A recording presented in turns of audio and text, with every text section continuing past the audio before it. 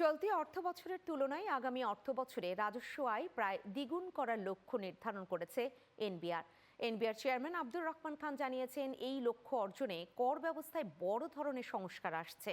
ফলে অনেক খাতেই কর অব্যাহতির সুযোগ থাকবে না। তবে জনসাধারণের ভোগান্তি কমাতে পাবলিক ট্রান্সপোর্ট খাতে সর্বোচ্চ সুবিধা দেওয়ার পরিকল্পনা করছে সরকার। বিস্তারিত জানাচ্ছেন শাহিনুল ইসলাম সাগর। রাজস্ব আহরণ বাড়াতে এবার কঠোর অবস্থানে যাচ্ছে জাতীয় রাজস্ব বোর্ড। চলতি অর্থবছরের তুলনায় আগামী বাজেটে প্রায় দ্বিগুণ রাজস্ব আদায়ের লক্ষ্য নির্ধারণের দিকে যাচ্ছে সরকার।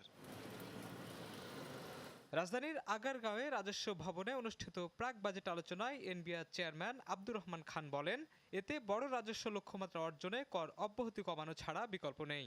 যে বিভিন্ন রকমের কর ফাঁকির যত সব ইতিহাস, এগুলো যদি এক একটা করে কেস স্টাডি করে জাতির সামনে উপস্থাপন করা হয়, তখন আপনারা বুঝবেন যে জাতি কিভাবে ক্ষতিগ্রস্ত হয়েছে। বিশাল রাজস্ব আদায়ের স্বার্থে আগামী বাজেটে ভ্যাট ও আমদানি শুল্কে ছাড় প্রত্যাহারের পরিকল্পনার কথা জানান এনবিআর চেয়ারম্যান।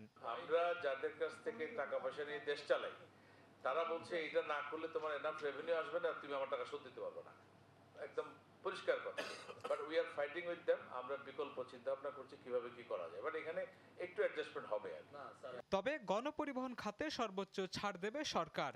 ইতোমধ্যে স্কুলের জন্য বৈদ্যুতিক বাস আমদানিতে শুল্ক সম্পূর্ণ প্রত্যাহারের সিদ্ধান্ত নেওয়া হয়েছে। আমরা পাবলিক ট্রান্সপোর্টের বিষয়ে এই বছর ম্যাক্সিমাম ছাড় দেব। আর আমরা চাই যে ঢাকার রাস্তায় আধুনিক গাড়ি চলুক এবং এই সুন্দর গাড়িতে চড়ে আমাদের যাতে কর্মজীবী যারা নারী পুরুষ ছাত্রছাত্রী বাচ্চারা সবাই যেন চলতে পারে। একই দিনে কৃষি খাতের বিনিয়োগকারী ও ব্যবসায়ীদের সঙ্গে আলাদা বৈঠকে এনবিআর চেয়ারম্যান কর ব্যবস্থায় স্বচ্ছতা ও জবাবদিহিতা বাড়াতে অনলাইনে ব্যক্তি ও কর্পোরেট কর প্রদানে উৎসাহ দেন ব্যবসায়ীদের। শাহিনুল ইসলাম সাগর, চ্যানেল 9, ঢাকা।